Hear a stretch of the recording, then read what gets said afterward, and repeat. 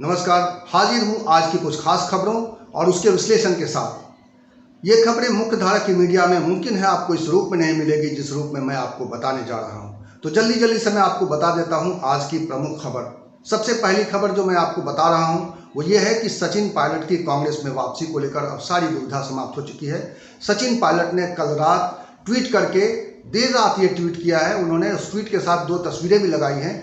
इसके साथ उन्होंने सोनिया गांधी, राहुल गांधी और प्रियंका गांधी का शुक्रिया अदा किया है क्योंकि उनकी बातें सुनी गई, उनकी शिकायतें सुनी गई। इसको लेकर उन्होंने ट्वीट किया है। ट्वीट के साथ जो 2 तस्वीरें लगाई हैं उन्होंने उन तस्वीरों में राहुल गांधी तो नजर नहीं आ रहे हैं, उन तस्वीरों में प्रियंका गांधी के साथ अहमद पटेल और वेणुगोपाल भी दिखाई दे रहे हैं। इसके अलावा सचिन के समर्थक विधायक भी दिखाई दे रहे हैं। तो इस तरह से एक तरह से सचिन की बगावत कांग्रेस में समाप्त हो गई है और उसके बाद आगे क्या होगा इसको लेकर एक रणनीति बन रही है। इसको लेकर एक कमेटी बना दी गई है कि राजस्थान में कैसे कामकाज होगा, कैसे मिलजुल कर सरकार चलाएंगे या क्या आगे की दिशा होगी, उसको लेकर एक कमेटी बना दी गई है। और अब दूसरी खबर यह है कि गहलोत ने आज जब मीडिया से बातचीत की तो उन्होंने एक बात कह दी है कि जब तक मैं जीवित हूँ विधायकों का अभिभावक बनकर रहूँगा। 5 साल कांग्रेस पे कार्यकाल पूरा करेगी। उन्होंने अपने बारे में नहीं कहा।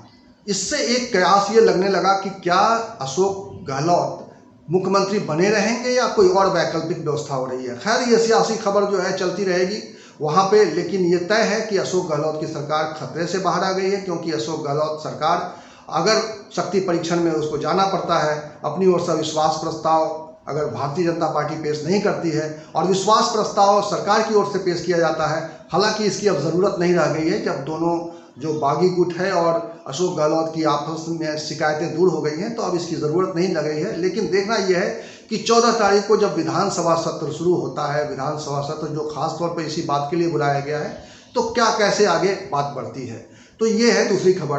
तीसरी खबर जो है वो ये है कि कांग्रेस के अंतरिम अध्यक्ष सोनिया गांधी का कार्यकाल 10 अगस्त को यानी कल पूरा हो चुका है, लेकिन आज 11 अगस्त को इसको लेकर कांग्रेस में कोई हलचल दिखाई नहीं दे रही है कि नए अध्यक्ष के रूप में किसको चुना जाएगा, कौन नए अध्यक्ष की कुर्सी संभालेगा, या फिर एक बार और अंतरिम अध्यक्ष के तौर पर कांग्रेस में एडहॉकिज्म, तदर्थवाद या कह सकते हैं कि काम चलाऊ तौर तरीका अपनाया जाएगा। इसको लेकर अब स्थिति स्पष्ट नहीं है। ये है तीसरी खबर, क्योंकि कांग्रेस के भीतर चुनाव करा लेना भी एक संवैधानिक व्यवस्था है और चुनाव आयोग को इसकी जानकारी देनी होगी कि नया अध्यक्ष कौन है, या अंतरिम अध्यक्ष के तौर पे ही कांग्रेस उसके साथ ही उसकी व्यवस्था में ही काम करती रहेगी। पिछले साल 9 अगस्त को सोनिया गांधी ने अंतरिम अध्यक्ष का कार्यभार संभाला था और उसके बाद से 10 अगस्त तक कांग्रेस में बहुत कुछ उलटफेर हुआ। कांग्रेस में नई सरकारें बनी, कांग्रेस में दूसरे दलों के सहयोग के साथ झारखंड में और महाराष्ट्र में सरकारें बनी हैं। लेकिन इस बीच सबसे बड़ी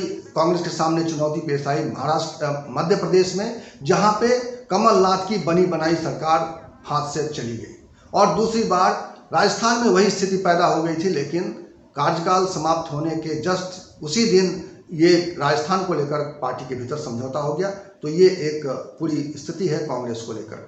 अब एक बड़ी खबर और दुखद खबर है उत्तर प्रदेश से, जिसमें छेड़छाड़ से बचने की कोशिश में एक छात्रा की मौत हो गई। सोहदे उसका पीछा कर रहे थे और उसी के चक्कर में उस छात्रा की जो मोटरसाइकिल थी जिसको चला रहे थे उसके चाचा, वो भी गंभीर रूप से घायल हो गए और उस पूरे घटनाक्रम में छात्रा की मौत हो गई है। छात्रा सुदीक्षा भारती बहुत ही प्रतिभाशाली छात्रा थी। वो अमेरिका में पढ़ाई कर रही थी और ख़ास बात है कि चाय वाले की बेटी थी और स्कॉलरशिप के पैसे से अमेरिका में पढ़ाई कर रही थी। अभी 20 अगस्त को उसको अमेरिका वापस भी जाना था, लेकिन इसी बीच ये दुर्घटना सामने आई है और ये घटना सामने आई है। ये बहुत ही दुखद है उस प्रदेश में जहाँ पे अपराधियों के प्रति सरकार इतनी सख्त दिखाई दे रही है। बड़े और कुख्यात अपराधियों को एनकाउंटर किए जा रहे हैं, लेकिन हम शोहदों पर लगाम नहीं लगा पा रहे हैं। यह कानून व्यवस्था और समाज को लेकर एक बहुत बड़ा सवाल है और इसको लेकर सोशल मीडिया पर कैंपेन भी चलाया जा रहा है, जस्टिस फॉर सुदीक्षा। और आखिरी खबर जिसकी चर्चा मैं करने जा रहा हूँ वो है कोरोना वायरस की वैक्सीन को लेकर।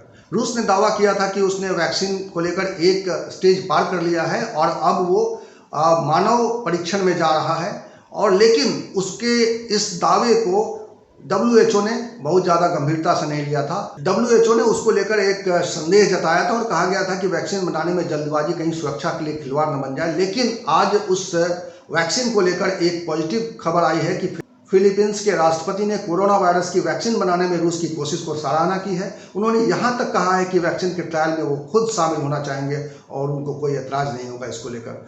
दरअसल फिलीपींस को यह वैक्सीन मुहैया कराने का वादा किया था रूस ने, और इस वजह से भी फिलीपींस थोड़ा उत्साहित दिखाई दे रहा है। रूस को उम्मीद है कि इस महीने उसकी वैक्सीन को मंजूरी मिल जाएगी, लेकिन इस बीच फिलीपींस से जो खबर आ रही है कि फिलीपींस में बहुत ज़्यादा चूँकि कोरोना का संक्रमण है और इसलिए उस वैक्सीन को लेकर फिलीपींस बहुत उम्मीदें लगाए हुए हैं।